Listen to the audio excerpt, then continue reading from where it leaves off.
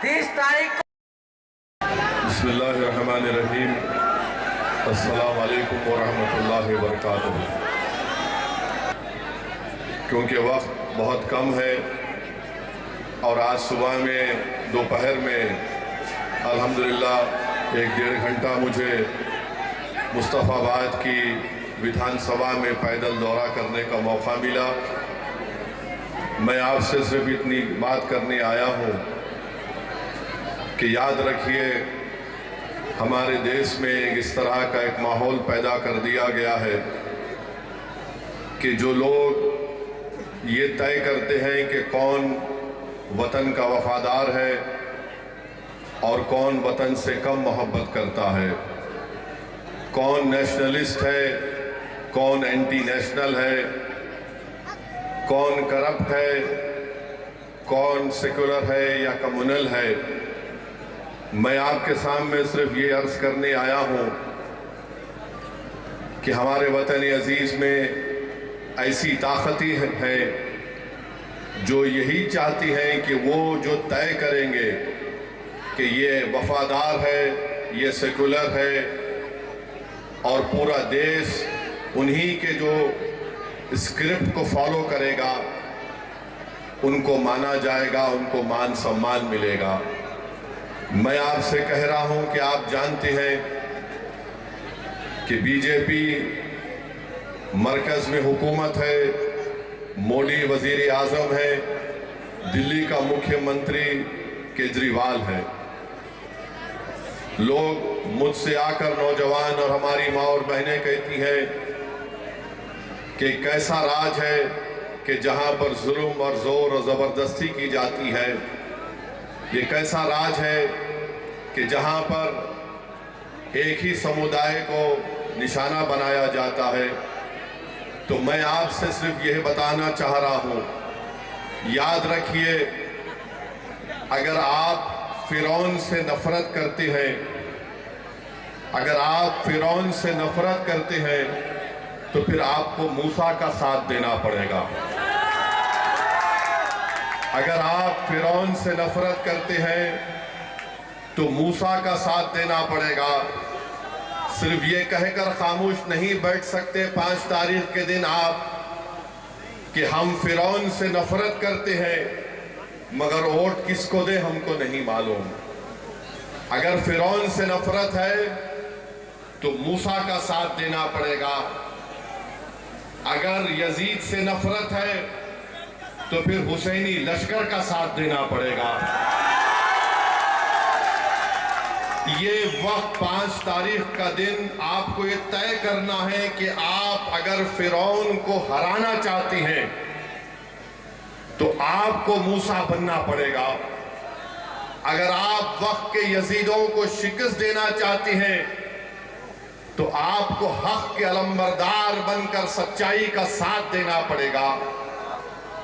अगर आप 5 तारीख को उन ठेकेदारों को, उन इख्तिदार की कुर्सियों पर बैठने वालों को एक पैगाम देना चाहती हैं कि तुम ताहिर हुसैन को एंटी नेशनल कहते हो, हम नहीं मानते, ताहिर हुसैन नेशनलिस्ट है, ये हम मानकर ताहिर हुसैन को वोट देंगे।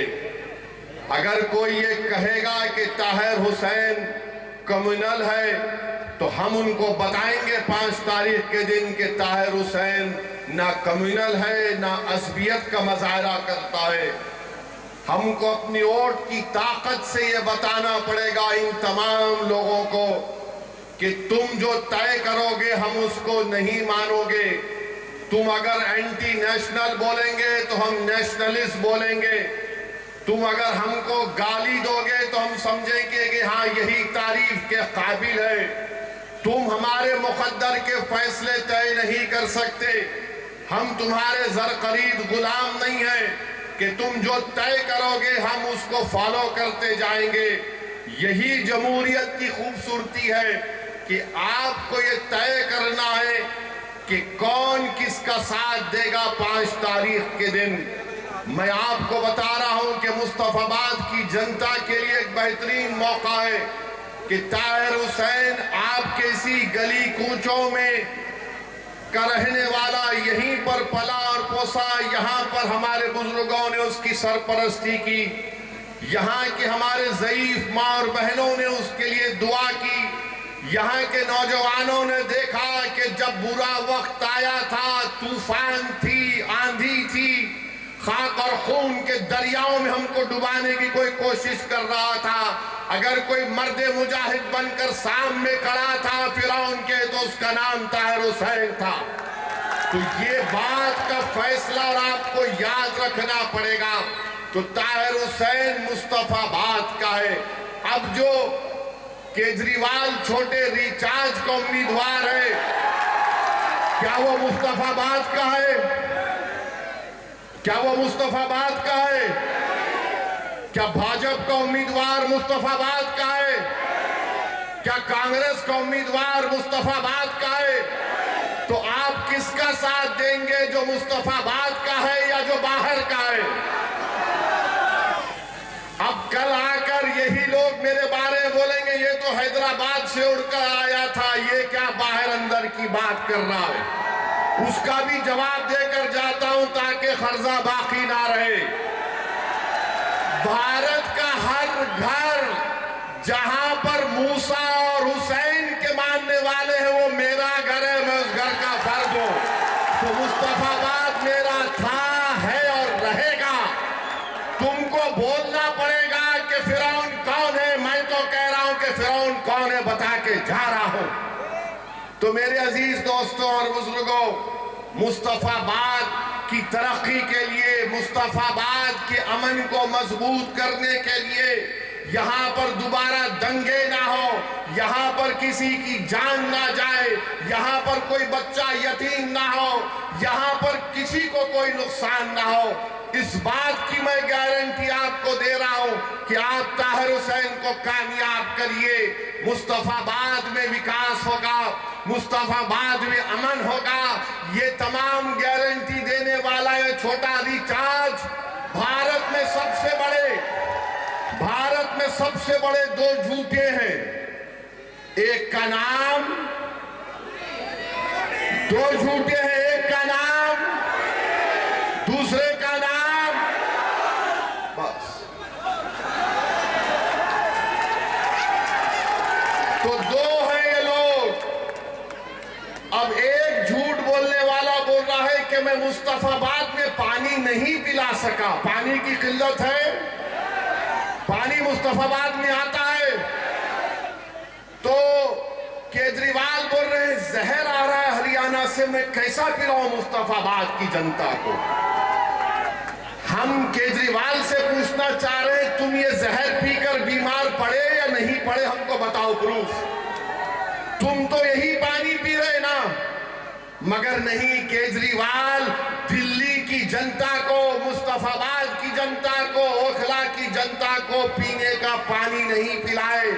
दिल्ली की जनता के लिए केजरीवाल ने कहा मैं शराब पिलाता हूं, तुम शराब पी के टूल हो जाओ। इसीलिए उन पर मुकदमा आया। मैं नहीं कह रहा हूं, मुकदमा है ना, केस है। याद रखो झाड़ू वालों, तुम ताहिर हुसैन को बोलोगे तो मैं तुम्हारे बाप के बाप को बोलूंगा। याद रखो, तुम ये मत समझना कि तुम्हारे मुंह में जबान है, मेरे मुंह में भी अल्लाह ने बहुत बड़ी जबान दी और मेरी जबान की तासीर अल्लाह ने तलवार से ज्यादा जर्ब उसमें लगी है कि ताहिर हुसैन ये है, ताहिर हुसैन ये है। अरे तुम्हारा बाप 6 महीने शराब के मामले में जेल को जाकर बेल पर आया है। मेरे ताहिर पर शराब का मुकदमा नहीं है। और शराब पूरे दुनिया के बुराइयों की अम्मा है। पूछ लो आप किसी आलिम दीन से, उम्मुल खबाइस बोलते हैं, वो उम्मुल खबाइस का बाप है। ये पानी नहीं पिलाया दिल्ली की जनता को, मगर जहर पिला रहा है, शराब का पॉलिसी बनाया। मुस्तफाबाद में पानी नहीं है, ओखला में पानी नहीं है, तो बोलता मैं जहर कैसे मिला दिया गया है। अबे तू जहर पी के बीमार पड़ के बताता, या कम से कम पानी पी के खांसता।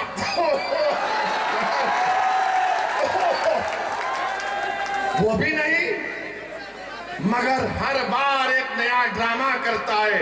अरे ड्रामे में और झूठे में तुझमें और मोदी में कंपटीशन होगा तो कौन जीतेगा नहीं मालूम। और लोग मजलिस के मुखालिफ बोलते हैं कि मजलिस के इलेक्शन लड़ने से क्या फायदा होगा, बताओ हमको। आपसे भी पूछते होंगे इनको अगर वोट देंगे तो क्या होगा। मेरे भाई ताहिर हुसैन 5 साल पहले जेल को गए थे जब उनके बेटे शादाब की उम्र 15 साल की थी। केजरीवाल ने ना कोई दूसरी पार्टी के लोगों ने इस बच्चे को अपनी बाप से मिलाने के लिए, एक बेटे को अपने बाप से लपेटकर रोने के लिए, एक बाप को अपने बेटे और बेटी के सर पर शफकत का हाथ रखने के लिए, एक ज़ईफ बाप को अपनी जिंदगी की जो आखिरी सांसें गुजार रहा है, जिसकी हर एक ख्वाहिश ये थी कि मेरी आंख बंद होने से पहले मैं अपने बेटे को देख लूं।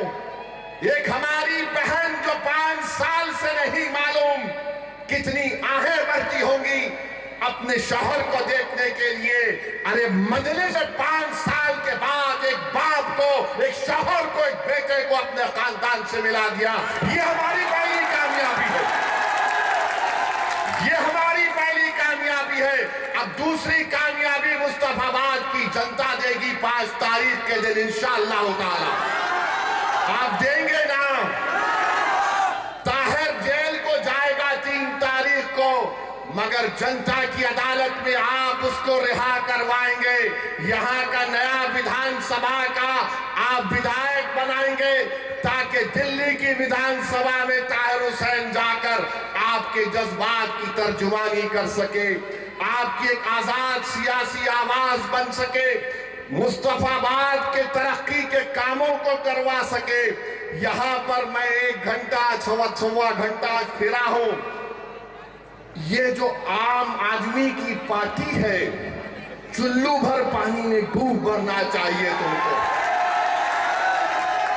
कि तुम रास्ते में हर जगह पर कचरे के अंबार, गंदगी।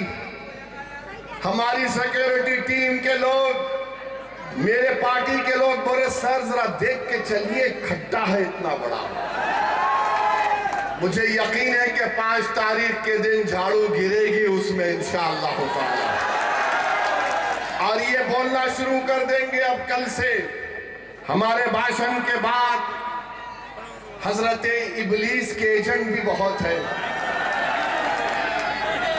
हजरत इबलीस इनकी अब्बा भी है, नाना भी है, दादा भी है। 2 तरफ से इनका रिश्ता है। ये कल से शुरू कर देंगे, बीजेपी आ जाएगी। ताहिर हुसैन को वोट देंगे तो बीजेपी आ जाएगी। प्यारे, मैं नहीं लड़ा, ना ताहिर लड़े तो लोकसभा में बीजेपी कैसे जीत गई? किसने जिताया बीजेपी को? आपने वोट दिया था लोकसभा के इलेक्शन में बीजेपी को? हाथ उठाकर बताओ किसने वोट नहीं दिया था लोकसभा में भाजपा को? यहां का एमपी कौन है? यहां का एमपी बीजेपी का है या मजलिस का है? फिर कैसे जीत गया? तो मालूम हुआ कि तुम्हारे वोट से बीजेपी नहीं जीत रही है, केजरीवाल, सिसोदिया और जैन के वोट से बीजेपी जीत रही है। ये फर्क आपको महसूस करना है। पूरे देश में यही हाल है, मगर लाके खड़ा कर देते मुसलमान को। अरे देखो भैया, मेरे भाई, हम कोई सेकुलरिज्म के कूली नहीं है।